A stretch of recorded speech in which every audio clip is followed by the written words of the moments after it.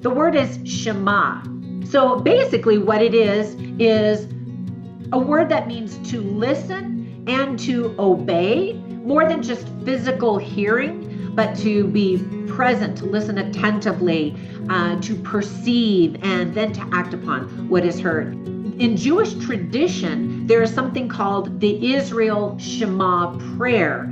And so as part of Jewish practice, every morning, Jews, practicing Jews say this prayer. And the prayer comes from Deuteronomy chapter 6, verses 4 through 9. Hear, O Israel, the Lord our God is one Lord. And then it goes on. And so, I've tried to memorize the scriptures. And so when I have energy in the morning, I'll say the Shema prayer. And I know Heavenly Father's just laughing like, good try there, And then sometimes if I'm really, really tired, I'll just say Shema. And I know God knows what I'm talking about. And so they say this whole prayer, they recite it, and then they also say it before they go to sleep at night. And if possible, when practical, they also say it right before they die. And what it is a declaration of faith and worship that God, you're the man, and I am Team God. They don't say Team Jesus, but sure. That they want to show that they honor, admire, love, respect, and that they want to give their hearts and minds and soul and might to God, which I think is really, really sweet. Can you imagine if every Jew and Christian and Muslim and all of the other things in between woke up with God at the forefront of their minds, thinking about God and wanting to worship God? How amazing would that be? It is time for another episode of the Cultural Hall, and honored to be able to welcome into this episode Dr. Trina Boice. Welcome into the Cultural Hall. Great to have you here. Thank you so much. And before I forget to say anything, I love the name of your show, because if you're a member of the Church of Jesus Christ of Latter-day Saints, the Cultural Hall is where we really get down on conversations. Yes. And so it's so appropriate. I love it. Thank you. I'll take a second to talk about it. It was, how people will talk about like callings for life, or, I felt called to do a particular thing. It has been interesting to me because when I first thought about it, I just thought, oh, it's clever, right? It's inside baseball that people would go, oh, they know what a cultural hall is. That's a Mormon thing. But to your point, what I love about the Cultural Hall and sort of have since given it that meaning is that it really is like, today we're going to talk a little bit of Hebrew. We're going to talk a little Old Testament. We're going to talk Sunday school. We may talk about movies. We may talk about the life journey of Dr. Trina Boice, all of those things. And that's, there's no holds barred. We don't know what happens in a Cultural Hall. So that wasn't intentional. It was just a sweet, happy accident to be a catch-all with the Cultural Hall name. So I appreciate you saying that. Well, I love that. My oldest son, here's my bragging mother moment. Let's do it. My oldest son invented the LDS dating app Mutual. Okay. And as he was coming up with the idea, he was like, well, what should we name it? And I'm throwing out all kinds of garbage ideas, And then finally he was like, Mutual. And I was like, oh, that's perfect, because it has layered meaning. If you're a member of the church, especially if you're an older member of the church, mutual has a certain connotation. Sure. But then it also means mutual. It's the swiping thing. It's like if Tinder got baptized, you're swiping. And anyway, I just thought it was such a great name. And the company has been so successful. My brother, who's an attorney at Facebook, was the angel investor. And he's not a member of our church, but he's Christian. So he says, why don't we tweak the recipe and open up a different app for Christians in general? Okay. And it's like, okay, let's come up with a name. And they came up with ARC. Isn't that adorable? Wow. Yeah, interesting. 2 by 2. Sure. Yeah. So immediately the thought that I have is you're going to have to connect me to your son, because that conversation needs to happen very much. I would love to have the conversation about an app, but that's not why you're here. I need to know, are you a Dr. Boice that insists on being a Dr. Boice in conversation? Do you you work hard for it, and I am the first to be able to respect it. But are you a Dr. Boyce or are you a Trina as we chat today? You can absolutely call me Trina. You can call me anything. I am an Okay. identical twin. Okay. I'm used to being called the wrong name. So whatever you want to call me. Now, as an identical twin, did you do the things that media would teach me where you wear the same clothes and tried to trick boys that you'd go out on dates with, or like parents and all that? You did all of those things. We really did. We loved being twins. And I could tell you lots of stories about the things we did, but my twin sister actually married a twin. He Okay. has a fraternal twin sister. So the four of us dressed up in little matchy outfits and went to the International Twins Days Festival in Twinsburg, Ohio, and had so much fun. But I recognize not all twins love being twins, but I we was just did going to lean say, more. What's that? I was just going to say, there is a dark side of twinning for some people. Dark side, it makes it super dramatic, but there is another side of twinning that people, I'd never considered. I always thought the fun media part of it, but there is a hard part of being a twin. Yeah, I remember when we were in junior high, there was another set of identical twins at the school, and they got this massive fight out in the quad during lunchtime, and they were throwing food and yelling at each other. And my twin sister and I stood there and looked at each other, and we swore we would never behave like that, Mhm. especially in public, but we'd never have behaved like that in private anyway. But yeah, we loved being twins, and we wore the same matching outfit all the way up until about middle school when we finally realized we could have twice the wardrobe if we didn't have to buy two of everything. And so this is kind of a silly story, and I know we're totally No, going no, off I love it. on a This is what tangent, we're here but for. um, there was a girl in high school. We didn't dress up the same all the time, maybe every now and then. And so we were wearing some matching outfit, and this girl was like, "Oh, look at the twinsies." And it kind of cut a little bit, but we Yeah. also kind of brushed her off and was like, "What's your deal? We like being twins." And she went on, got married later in life. We heard that she had two sets of twins herself. And I was like, yes, there is a God. Yeah. There is justice in this Yeah. world. Yeah. Ah, the sweet taste of karma. That's fun. Tell me, you are a doctor of what? My doctoral degree is in management and leadership with a little concentration in higher education. I'm a Okay. university professor. But I've also been, or I still am, a business owner and have managed my own companies with my husband and managed some other companies. And I have a bunch of different degrees and totally different random things. And so that was just one more random degree that I got, but I really enjoyed the material and Mhm. I've definitely used it in my life.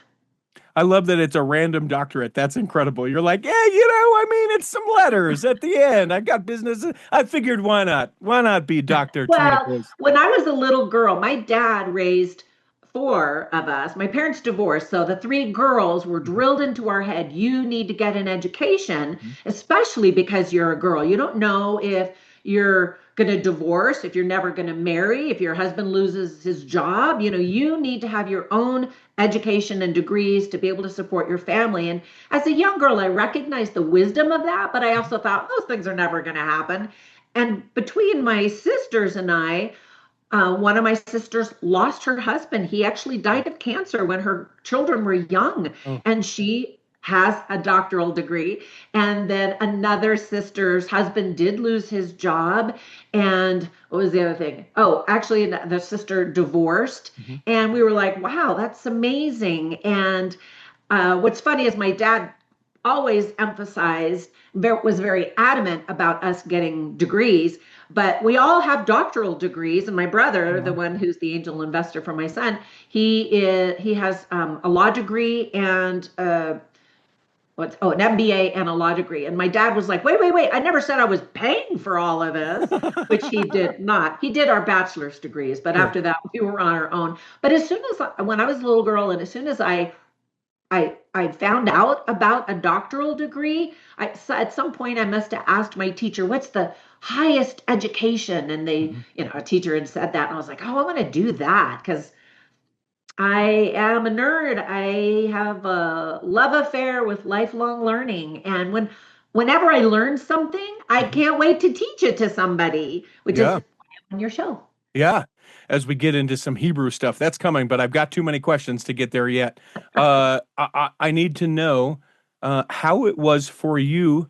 A woman never tells her age, but I know that there, in your lifespan, there has been a considerable amount of feeling of like, and shifting of feeling about a woman working, getting higher degrees, pursuing sort of that as opposed to family. Now, it's certainly not like it was 100 years ago. I'm not putting that on you, but that attitude has shifted in your lifetime.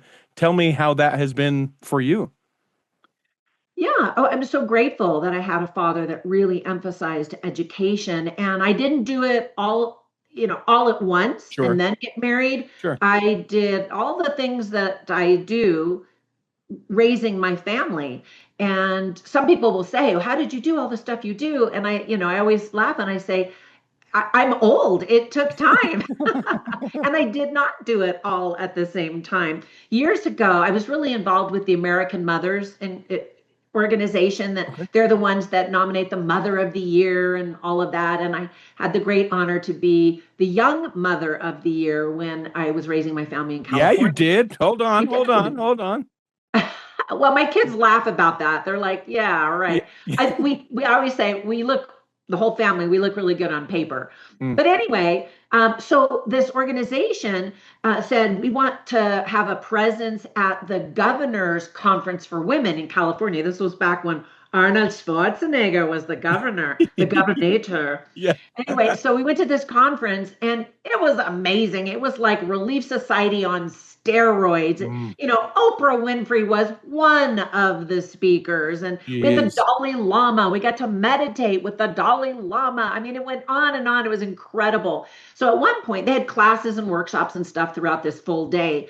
And it might have even been a weekend, but I only had time to go to one day. But Yeah. anyway, during the one day that I went, there was this panel of women speakers, big famous. Meg Whitman, who was the CEO of eBay, Yeah. and the founder, or no, I don't think she was the founder, probably the CEO of Black Entertainment Television. And then, no, Oprah wasn't on that panel. Anyway, a bunch of other amazing women. Sure. And so they did their little spiel and then they opened it up to audience questions. And somebody from the audience, a woman from the audience said, "How do you do it all?" Because these women, rich and famous and successful, and we're all sitting in the audience like, we got to hurry this up. My babysitter's going to leave. And so all of us were leaning forward to hear their brilliant answers. And several of them were like, "Oh, well, I have a chef who cooks for the family, and of course I have a housekeeper, and I have a nanny, and we're all thinking, well, yeah, we could do it all if we could afford all of that." And Sure. yeah, it was a little frustrating, honestly, to hear them answer kind of like, "Oh, well, I'm just amazing." And so finally, Meg Whitman, the CEO from eBay at the time, I loved her answer. She says, "You can have it all, but not at the same time. It's a Mhm, lie. If mhm. you are really focused on your career and your job one day, you've got meetings or you've got a big conference or whatever's going on, yeah, your family might suffer because you got to put in extra time at the office, right? Or if you're focused on your family, you're putting in less time maybe exercising and working out that day. Sure. That life truly is an ebb and flow, and it's all about trying to find balance. Rarely are you going to find the perfect day where you are giving 100% to every element of your life. And I divide them into 7 categories: physical, spiritual, emotional, social, professional, intellectual. What did I skip? Financial. Mhm. There aren't enough hours in the day to be amazing in all of those things. And so I'm grateful that I was taught really good principles and given opportunities that my grandmother, even my own mother, didn't have, but my grandmother and my ancestors, Mhm. that their big job mostly was motherhood. And that is the most important job I'll ever have, Mhm. except for maybe now grandmother, because now I have some grandbabies. Oh, I just revealed my age, didn't I? Yeah. Well, you know, listen, people can be grandmas at very young ages, and that's what I that's choose to true. believe. So, That's true. I mean, I'm 39, so how I can't figure out the math how that worked. well, I mean, you were 21 and then your 18-year-old guy. I don't know. No, There's no, some I'm math not. that supports it. There's some math that supports it. My What's my daughter-in-law said last night, she's like, I'm feeling so old. I just turned 30. And I'm just like, I wish I were as old as you. you shake her by the shoulders. Hang on to this as long as you possibly Like can. enjoy every minute because it Yes. gets everything falls apart. Yeah. Yeah, for everyone, right? What's your interaction with the church? Convert, lifelong member? Tell me a little bit about that. That's a great question. I am a lifelong member. In other words, I was born a daughter of parents who did go to church. Hmm. However, they were both inactive. Okay. And what's amazing is all three of my sisters, we all served full-time missions, got married in the temple, and my parents were, were inactive at a very young age, when I was a young age, I mean.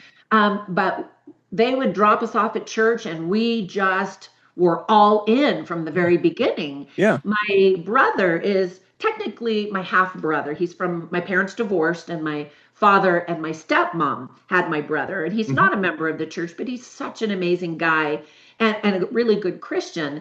Um, yeah, What do you suppose that it was about that? Was it that the ward that you guys lived in were great about inviting and including you? Was it grandparents, it maybe skipped a generation and parents didn't buy in? Like what yeah, was it that you guys clung to that helped you do it? Because it's not like you just went.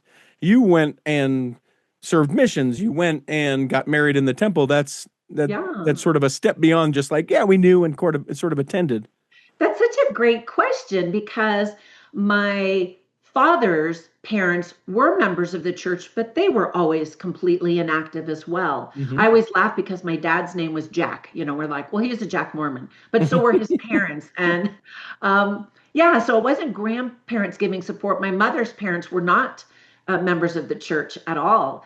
And I think it just rang true. It immediately resonated with us. It made logical sense to us.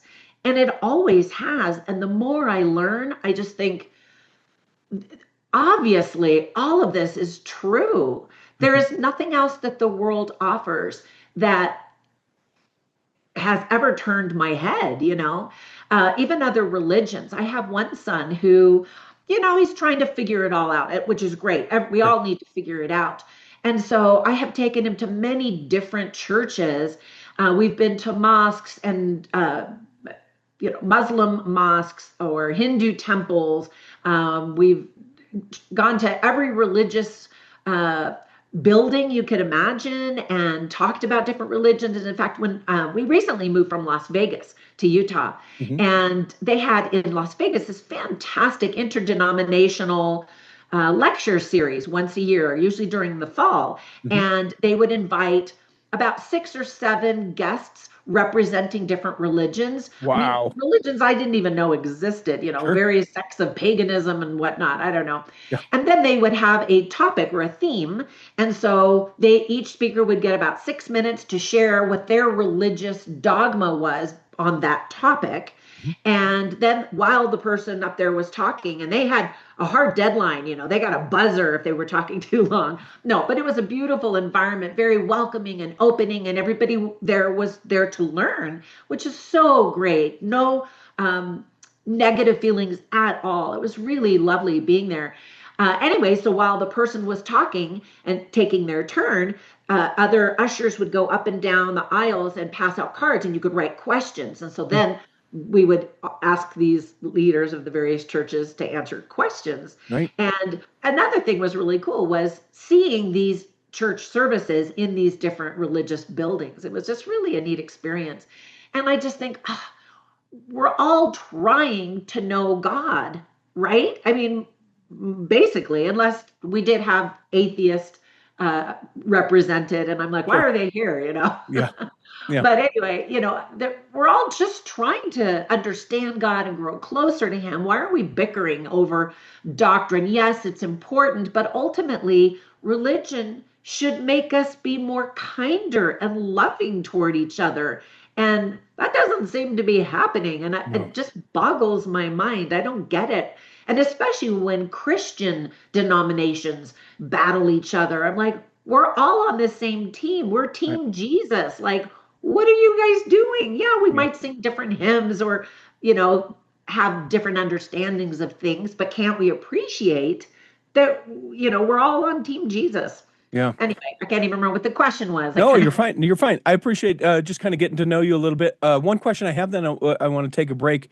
I think that some parents hearing the discussion that you have with the son who is kind of figuring things out, and I appreciate not only your vulnerability but also who you are and how you handle that. I think that some would have a hard time being able to step into that space. Our doctrine is like, oh, we got to be sealed together, and that's the plan, and here we get to the place and all the things. I imagine, maybe you can speak to this a little bit, that your son appreciates the openness of the relationship that you have with him to be like, hey, yeah, let's adventure and find our way through all of that. How are you able to continue to do that? That's a difficult place for people. I don't know that you've ever thought that that would be difficult because it seems to me that you just sort of step into it. But like, how would you go? Yeah, I believe this way, and certainly I want him to believe this way. But how are you able to be that supportive parent like you are? well, thank you. And I sure hope that he feels that and appreciates that. For Hmm. me, it's fun. I love to learn about other religions, Hmm. other cultures, other everything. I'm just fascinated by everything. But um, I think everybody needs to find out for themselves what's true and what's not. And I am happy to help my children walk through that journey and to have a companion to go with. So, for example, my youngest son had gone. This is my youngest son. Hmm. We had gone to. I had taken him to a Greek Orthodox church when we lived in Las Vegas. And he was really excited. And then he kind of stopped talking about it. And I thought, okay, I guess he's over that. But then we moved here to Utah, and he's like, oh, I heard that there's a Greek Orthodox church in Payson, Utah, which is near where we live. Hmm. And so I'm like, well, let's go check that out. Do you want to go check that out? And he's like, yeah. So we went together, and there were so many lovely things that I experienced there. We got to see a baptism, Cool. which is not a part of every service, but it just happened to be the day that we went. There were just some really neat things, and I could go into the details of the things that I saw there, but afterwards, and I took this son, by the way, to these international denomination uh, church gatherings that we went to in Las Vegas, where we learned about a lot of different religions, and so afterwards we always have conversations. Well, how did it make you feel? What did you think? What did you see that maybe resonated with your soul, or what made it feel prickly, or whatever. So of course we talked about it, and I always say I really like this part, and look at, I kind of wish we did this thing in our church, whatever Hmm. it was, Hmm. and are you familiar with the term holy envy? Yes. Yeah. Yes, I have holy envy for all of these various religions. And I talked to him about that. And I said, isn't that neat that they've incorporated that into their religious practice and faith? Yeah. I think that that's awesome. I've had some members of the church tell me, wow, I cannot go into a cathedral. It's the abominable church. Hmm. I don't feel the spirit there. And I kind of feel sad because I can feel the spirit there. And I recognize that sometimes cathedrals can be very dark, Sure. and the incense is going, and there are just Sure. elements that we don't incorporate into our worship service. But I mean, how can you not have your thoughts look heavenward when you're looking at these flying buttresses and the Gothic architecture, Yeah. or we were just in Barcelona again last May. And have you been to the La Sagrada Familia? No, I've not. It's gorgeous. It's a cathedral, but unlike anything you've ever seen, they have these stained glass windows where the interior of the cathedral is just bathed in orange and green, and the big columns are intended to look like trees, and I'm thinking Garden of Eden, and of course it caused my gaze to look upward and think heavenward, and it's beautiful. And Yeah. I just think that maybe we need to learn to appreciate the different ways everybody worships. So here's a kind of random thought that just popped into my head. I Please. didn't prepare or didn't plan on talking about this, but I imagine when the Savior comes again and every knee will bow and every tongue confess that Jesus is the Christ, we're going to have a world full of people, not everybody, unfortunately, which kind of blows my mind, but we're going to have a world full of people who are like, oh, well, what church should we go to? And when he says, well, I'm a member of the Church of Jesus Christ of Latter-day Saints, people will flock to the church and we won't even have enough chapels or temples. And so I am at, this could be totally wrong. This is doctrine according to Dr. Boice. I'm on board. I'm on board. But I just think we're going to need more buildings, more chapels and temples for, all of these people. And I think how cool would that be if your chapel happens to be La Sagrada Familia in Barcelona, Spain. I served my mission in Spain, so I have special feelings for Spain, or if you get to go to a Buddhist temple in China where I have been and felt the spirit because they're so beautiful and the people are so intent on showing God their humility or, whatever. I just think that there's so much good that we can recognize and appreciate. And sometimes it's just that foot in the door that begins a conversation with these people about our church and our belief. I know we're going to talk about Hebrew words, but so I just wrote this book called The Language of Heaven. Mm-hmm. And the rabbi that I studied with, he said, of course he loved the book, but he said, as much as I wrote this book for Christians, specifically members of the Church of Jesus Christ of Latter-day Saints, to understand Judaism and Hebrew words, he says the reverse is true.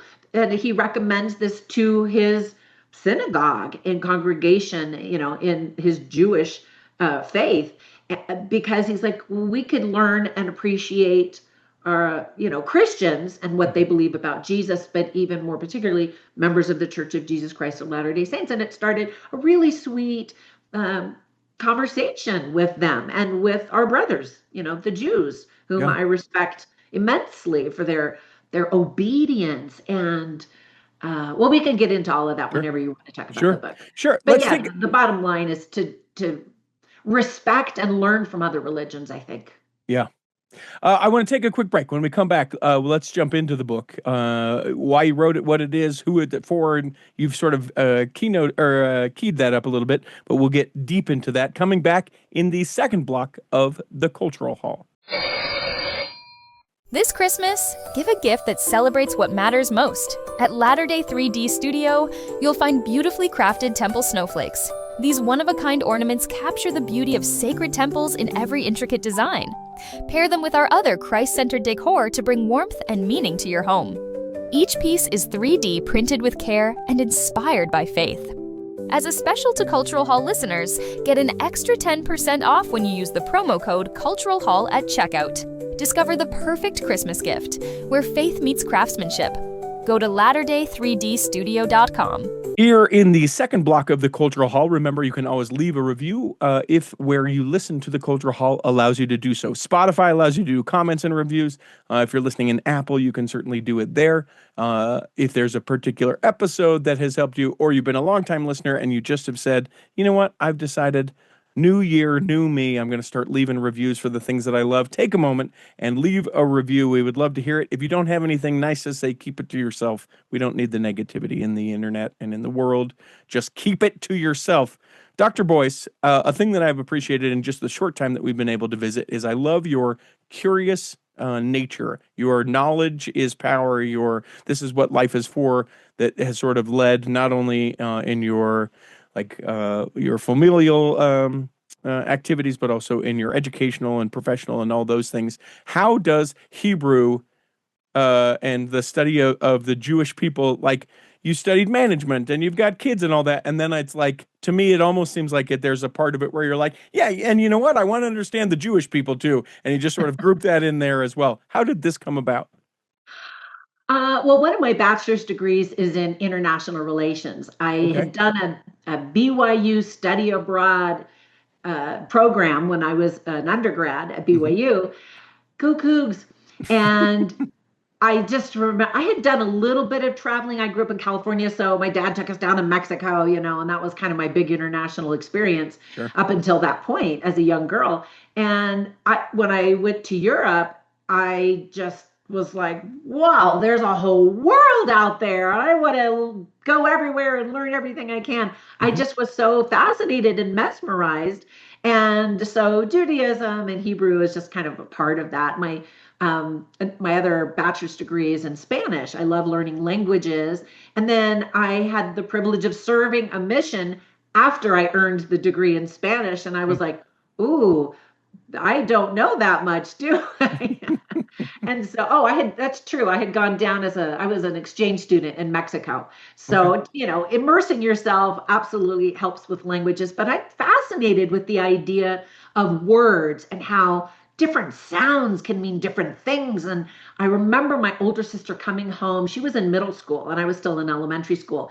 And she was taking a Spanish class. And so, like, the first day she came home and she's like, look this is how you say 2 all beef patties, special sauce, lettuce, cheese, pickles, onions, and a sesame seed bun. The Big Mac was all big back then. Sure. She's like, this is how you say it in Spanish. And I was like, what? I want to learn that. And so, right now I'm trying to learn German and French on Duolingo. I love Pimsleur for Mandarin. Yes. One of my daughters-in-law is from um, Hong Kong. And Okay. I know they speak Cantonese in Hong Kong, but they do understand a lot of Mandarin. And I had done some speaking tours and some work in China. And so I thought, well, I should learn Mandarin because that's where the whole country is. And now my little grandson, he's only 4, he's Mhm. learning Mandarin. And I just fell in love with China. And I just can't wait to teach him more about his heritage because I think that's awesome. Yeah. Anyway, yeah, I just want to go everywhere and see everything and do everything. And now what was the question? Why So, do I love learning? you're good. I think I understand sort of where it comes, but the book is called The Language of Heaven: Hebrew Words Every Latter-day Saint Should Know to Better Understand the Bible, Covenants, and God. And and I appreciate that because, full disclosure, we're coming up on the year that Sunday school is so hard for me.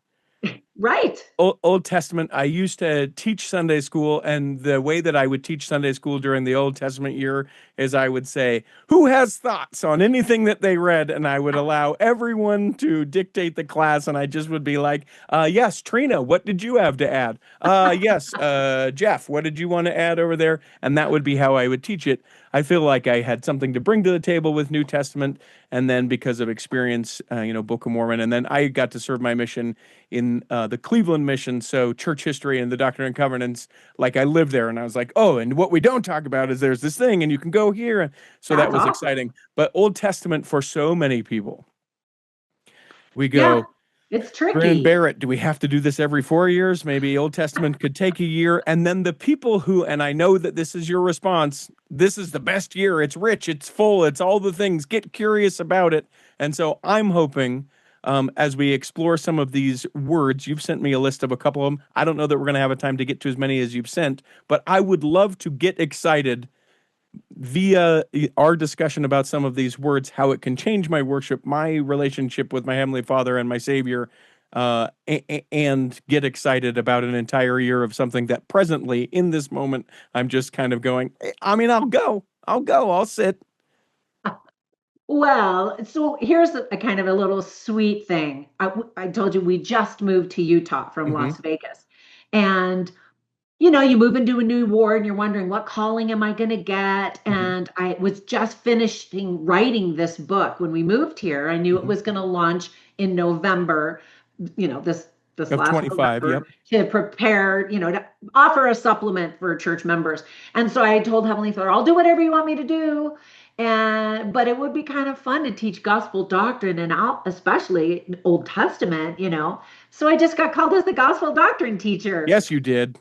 So I think that's awesome. I'm really excited. And years ago, the first time I taught gospel doctrine, I was asked to teach Old Testament. And I had the exact same feelings you and many members of the church have, like, oh, there's some crazy, weird stories there. I don't know. We're going to get through this. Yeah. And so I ran to a bunch of different stores that sell Judaica, which is, Jewish artifacts and things. And when I teach, I love to use props and visual aids. And, about 65% of the population are visual learners, as am I. And so I just had all of these cool things and I was really getting into it. I started going to synagogue and, going to some of their sessions and some of their parties. Like they have a big party holiday called Purim, which is all about Queen Esther. And they have all these fun traditions. It's a really fun party event.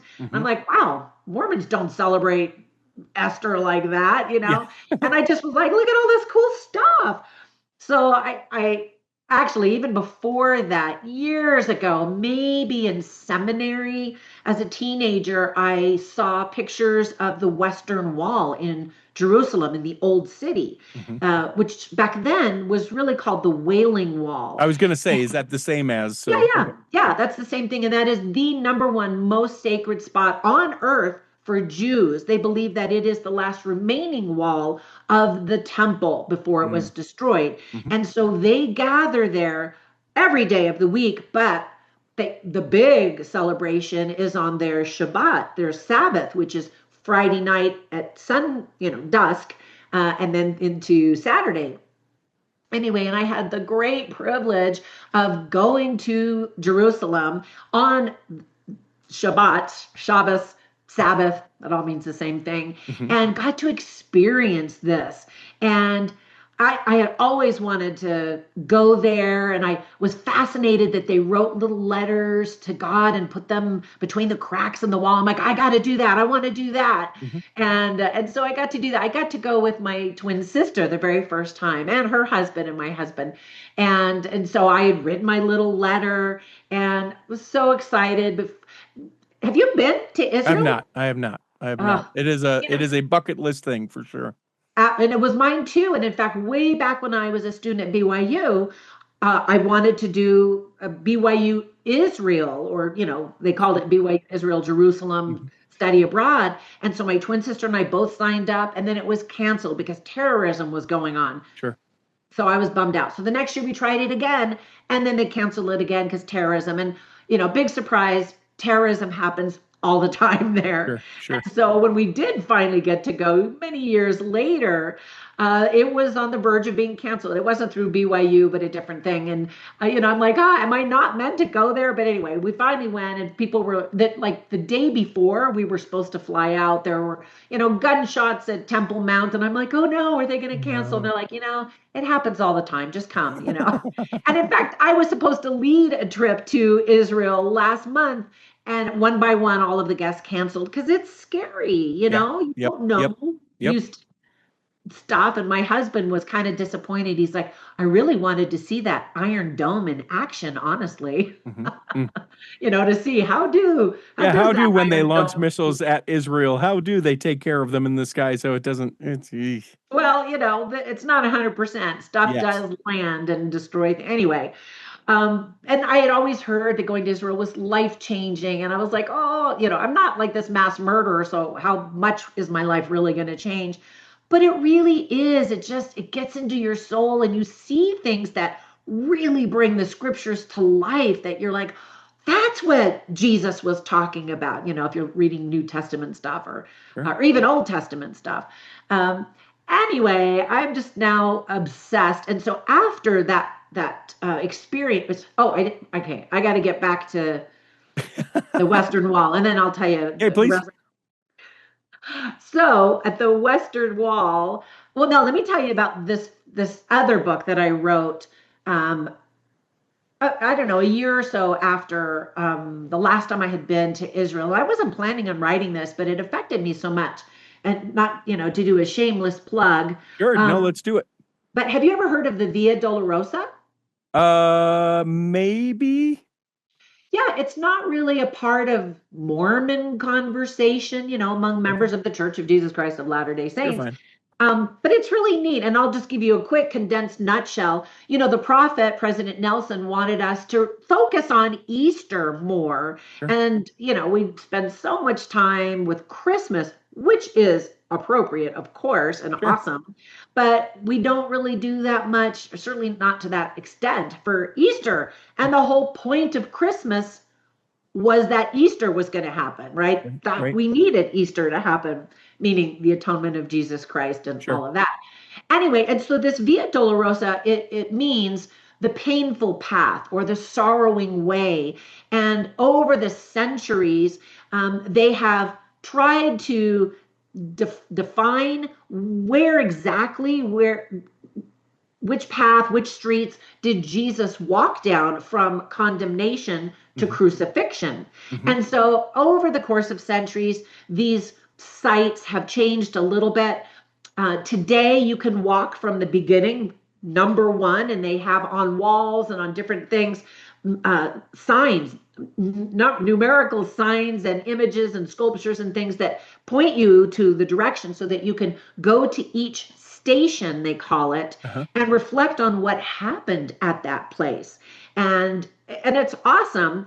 However, it's not all scripture. Some of the stations are handed down mostly by the Roman Catholic Church through tradition. Sure. And that's totally fine with me. It still gives me an opportunity to stop at that station and reflect, read scriptures, sing a hymn maybe, or, worship Yeah. in some way. I'm getting so excited, I'm going to have a cough attack. Sorry. And so some of the stations are definitely based on scripture. For example, we know Simon the Cyrene stopped and helped Jesus because he was struggling with the cross. We know he tripped 3 times and fell, and on and on. Of course, we know about Pontius Pilate at the Praetorium. And the big thing, though, is that archaeologists, historians, scholars of the scriptures of all religions debate on the authenticity of these locations. Sure. Some of them may be spot on, some of them maybe not so much. And I've done a little bit of research. And again, ultimately, it doesn't matter. It still gives people an opportunity to reflect. And so when you're there, you'll see tourist groups going and stopping at each station, sometimes with a tour guide who's explaining stuff. Sometimes we saw processions of monks walking by. We saw Christian groups carrying giant crosses as they walked through this Via Dolorosa. It's amazing. And people are singing hymns in different languages. And I love all of that. Sure. It's a really, really neat experience. And so anyway, I wrote that book last Easter to give families an idea, first of all, that this thing exists. And Christians around the world flock there as a pilgrimage. And yet it's kind of strange that members of our church don't even know about it because it's a neat thing. Well, so, I mean, you got to give us a little grace because we're still figuring out like what Palm Sunday is. Like it seems like just in the, and I don't know that this is the right word, but just like in the tenure of President Nelson that we went from like, Palm Sunday, that's another thing, to all of us going like, we love Palm Sunday. Palm Sunday is for Mormons too. And we love this and being able to embrace it. So we'll get there. We'll get there. Exactly. And that's what I'm saying. Why don't we incorporate some of these really neat methods of worship and praise that other Christian groups are doing? I think it's awesome. Yeah. Anyway, so that is a whole other thing. And each chapter also offers tips for families to maybe read through some of this with their families for the, maybe the week leading up. They could go to a station, each day. Anyway, so that was kind of my first, like, I gotta write this down. Members of the church need to know about this awesome stuff. Yeah. So then, back to the Western Wall. So another amazing experience I had was at this Western Wall. And have you seen pictures or images? Can you kind of picture what it looks like? Yeah. So it's this massive stone wall. And then they have a divider that separates the men from the women in their worship areas. And then they have this big, huge concrete area. And so we went, my twin sister and I read our little letters to each other and cried. And then we crumpled them up and stuck them in the walls, and watched everybody. And, it was really neat. And I learned actually afterwards that a few specific rabbis' job is to remove all of these letters, because I often wondered, that's millions of people putting letters in there. Eventually, all those cracks It's are going going to to be fill filled. up. So every 6 months, they gently and lovingly remove the letters, and then they bury them on the Mount of Olives.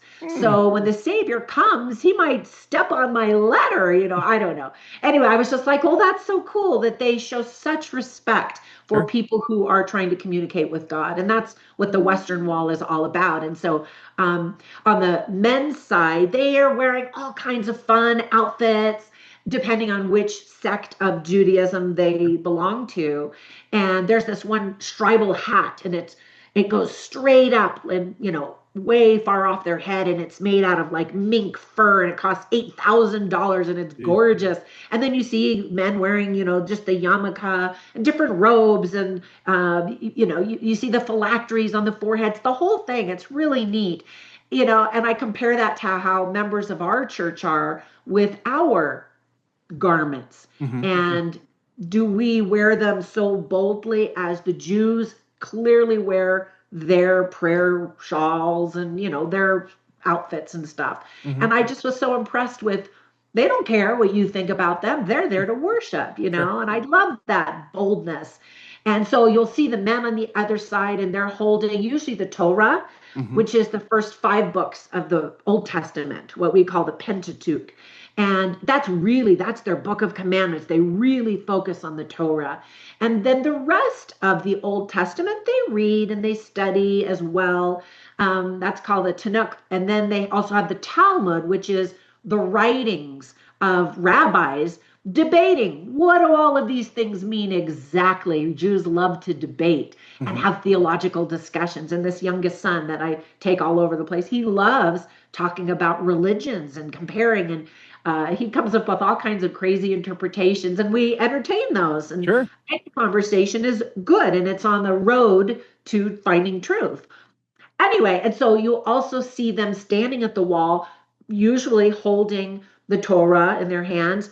They'll have tables with scriptures, and people can grab one or whatever. And then they have even this other little room off to the side that they can go in and study and get scriptures or whatever. But they'll take them at the wall. And have you seen videos where the men actually will start to rock? You seen that? Yes. And as a young girl, when I saw that, I'm like, what is that all about? Sure. But We if you don't do anything remember, like that. Yeah.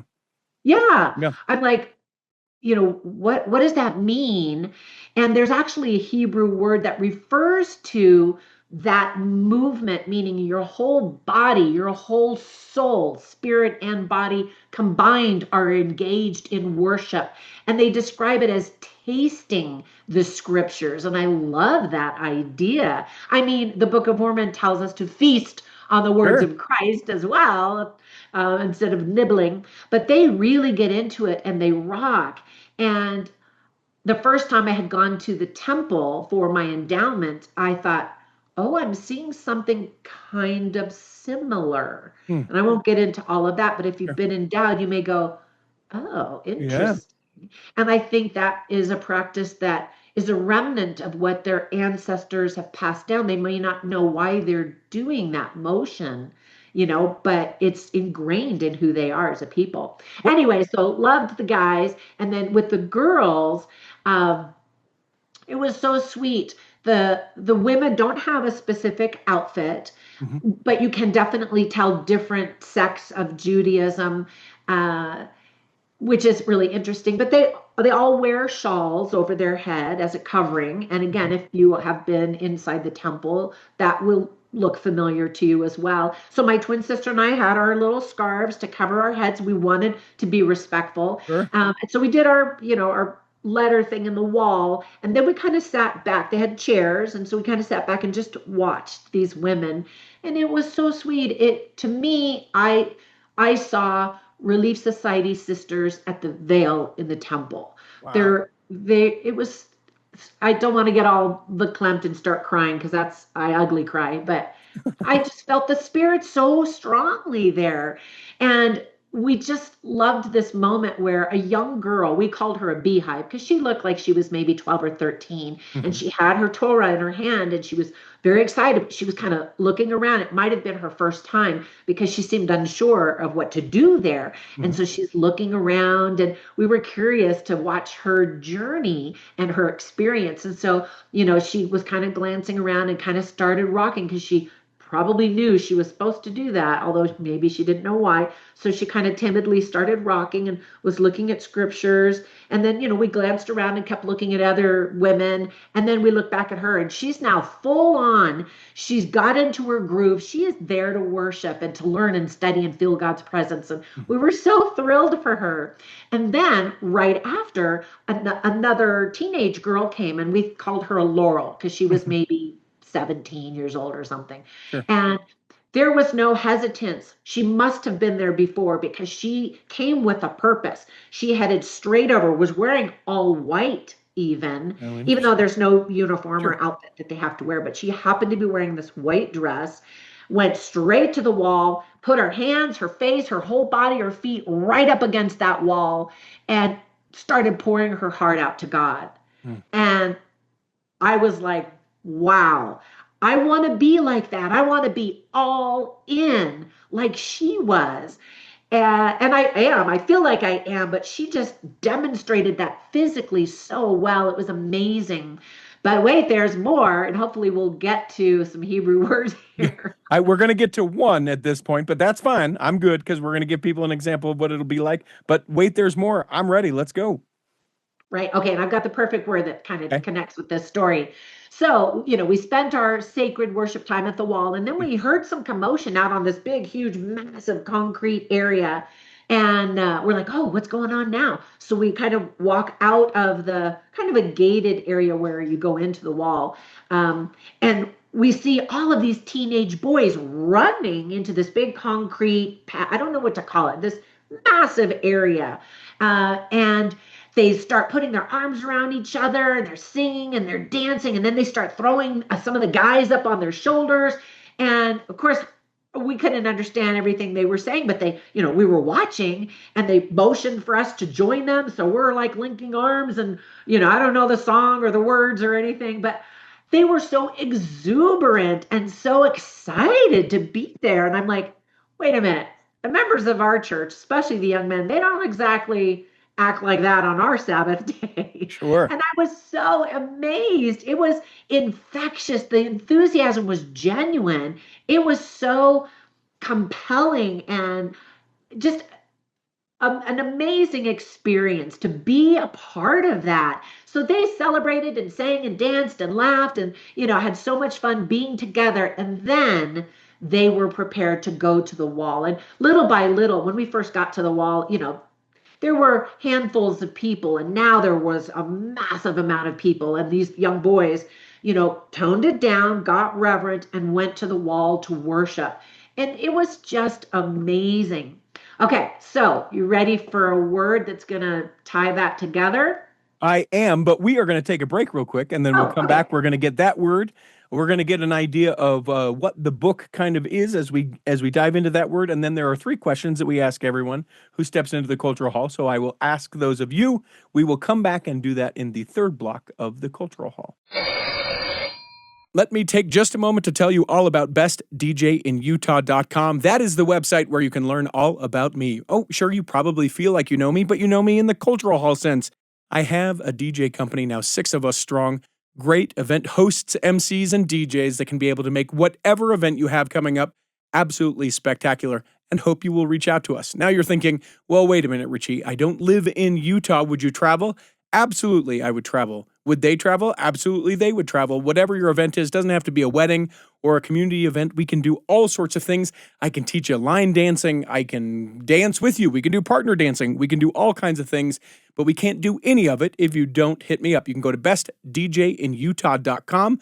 You can fill out the form to get more information or get a quote, and then I will get right back to you. Find out why I'm so busy and why sometimes we don't get episodes of the Cultural Hall. It's all because of bestdjinutah.com. Here in the third block of the Cultural Hall, I encourage you to become a Patreon saint. Go to patreon.com/the Cultural Hall. Put your money where your ears are and be a part of the secret but not sacred Facebook group. That is patreon.com/the Cultural Hall. Okay, what's the word, Dr. Boice? What is the word that encompasses all this? And walk us how we might experience this through your book. Okay, so this is one of the words in my book, and the book is called The Language of Heaven.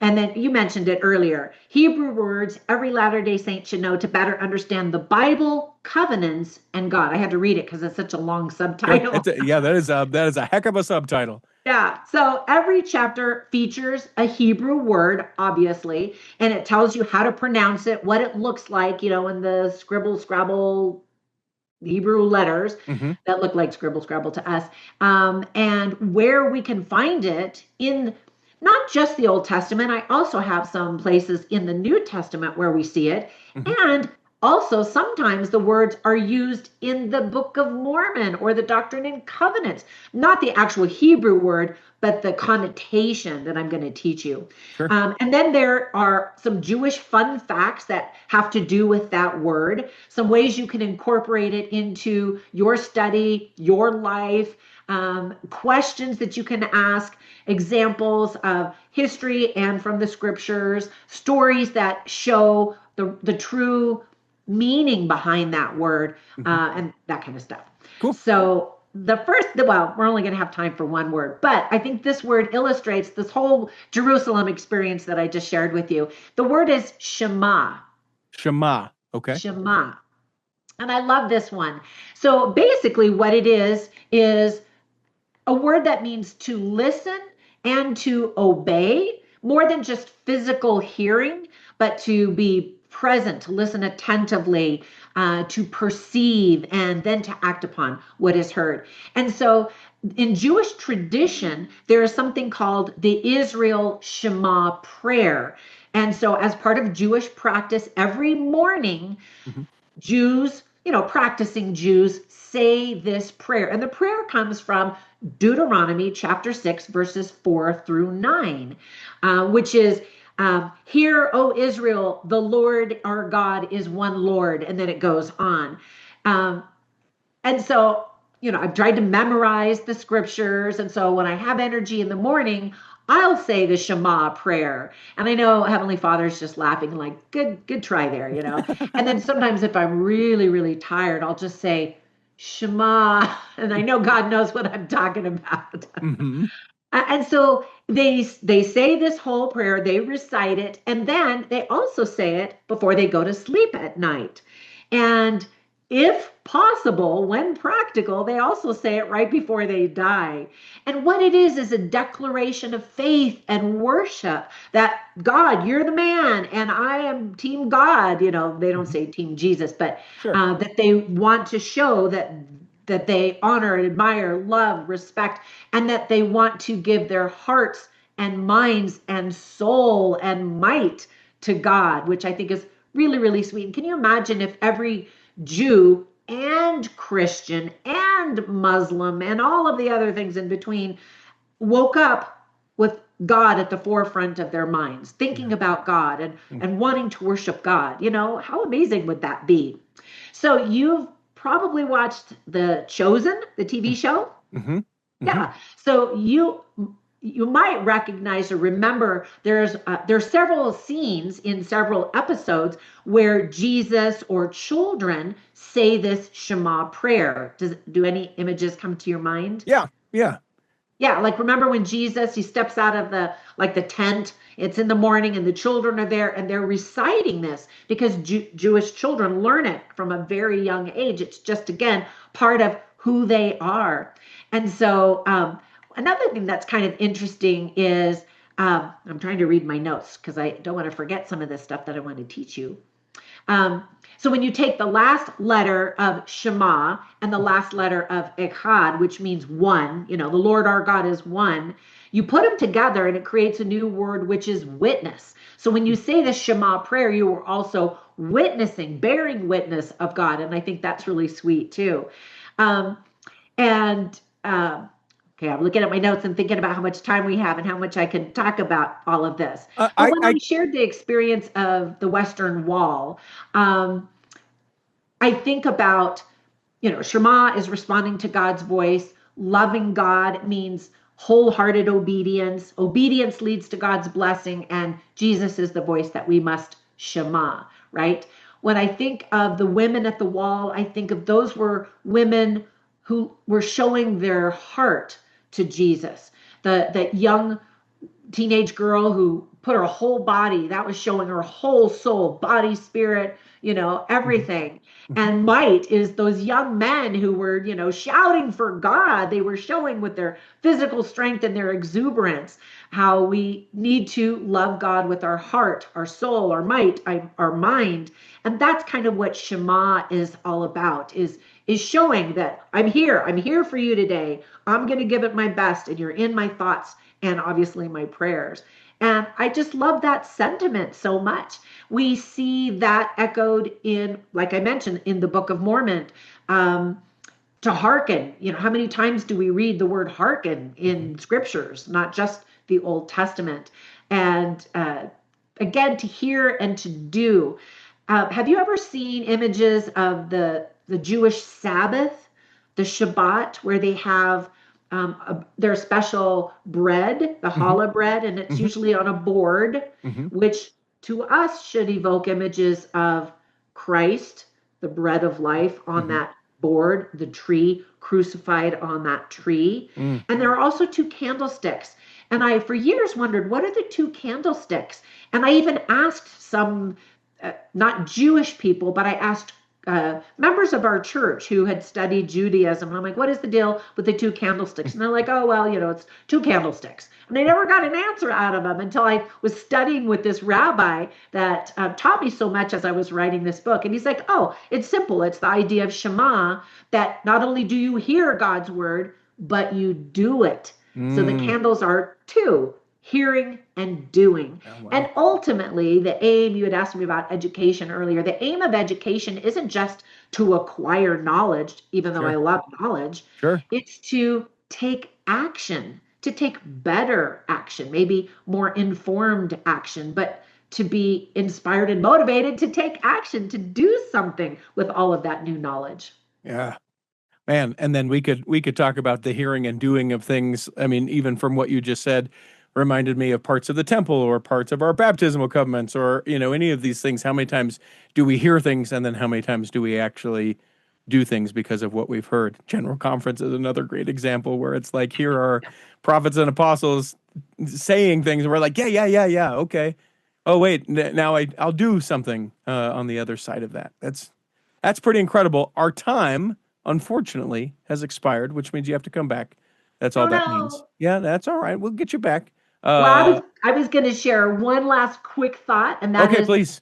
that Jesus Christ is all over the Old Testament. Yes. The very first sentence, when you break apart the words in Hebrew, in the beginning, God created the heavens and the earth, the Hebrew letters actually point of God and his counsel created the heavens and the earth, and the power of the man on the cross, the one on the cross, the Alpha and the Omega. I mean, I don't have time to explain the whole thing. Sure. Jesus is in the very first sentence of the Old Testament, and there's so much rich symbolism all over it. So, my counsel is when you start the Old Testament Come Follow Me program, look for images and symbols that represent and point to Jesus Christ. And you'll see the Old Testament in a very different way as God was trying to prepare the Jews to recognize the Savior when he came. Mm. Some did, some didn't, but that imagery is there and it's strong and powerful. Yeah. And just your excitement around all this sort of excites me. It Good. recognizes something within myself that I go, I need to not just go, oh, Old Testament, that's boring and put it there. I need to kind of be open to, yeah, who knows what I'm going to learn. And I don't need to write a book about it at the end of the year. I can just learn it. And then so long as I'm learning, I'm hearing and then doing differently based on my time and my experience. I think that's what it's about. Dr. Boice, Trina, three questions. First question is, and you have sort of already answered it, is what do you have a calling, and if so, what is it? And you are doing the gospel doctrine. Yep. if you could pick a calling for yourself, either one that exists or make one up, what would you pick? Ooh, I really do love gospel doctrine just because I love to teach stuff that I share. But if I could make one up, the church would send me all over the world to visit all the members in the branches and the wards, and I would be sent there to give everybody a big hug and to get them excited about the gospel. Would that be a hug specialist? What would we call that? I don't know, but I like that. Yeah, I think hug specialist is not bad. The final question, we ask you to interpret it however you would like, but the question is, what is your favorite part of your faith? Oh, I knew you asked these questions and I should have probably spent more time thinking about it. I love that it gives me purpose and meaning. And I'm so, so grateful that even though my parents were not active members of the church, that they gifted me with that membership so that I've had it all my life. I've had the answers that so many people in the world struggle for and search for. And it was given to me on a silver platter. And I didn't waste a lot of years saying, oh, why am I here? Where am I going? I could just immediately move forward, and I've never doubted. And you asked earlier, my sisters who also serve missions, we never doubted. None of us have had big faith crises. We just have always known to our core, this stuff is true. And how lucky that we've known it our whole lives. Yeah. Well, Dr. Boice, you can find a link to purchase this book in the show notes. It's called The Language of Heaven, Hebrew Words Every Latter-day Saint Should Know to Better Understand the Bible, Covenants, and God. Check it out. Get that book. Be able to use it as part of your worship with the Come Follow Me in 2026 and every 4 years when we circle back around. Or, you don't even have to wait for it to be the Old Testament in Sunday school. You can just read, enjoy, learn, and be able to share in the knowledge that she has shared with us. We hope that this episode has nourished and strengthened your body, that if you are not healthy enough to listen this week, that you will be healthy enough to listen next week, and that when the time comes, you will be able to travel home in safety. In the meantime, go Tar Heels! Chris at Alpine Lakes Travel, Debbie Wanless, Chocolate Cake Bites Podcast, and the Tiger with a U will be saving a seat for you on the back row of the Cultural Hall. Save me a seat, it's sure to be neat on the back row. We really gotta go on the Cultural Hall show.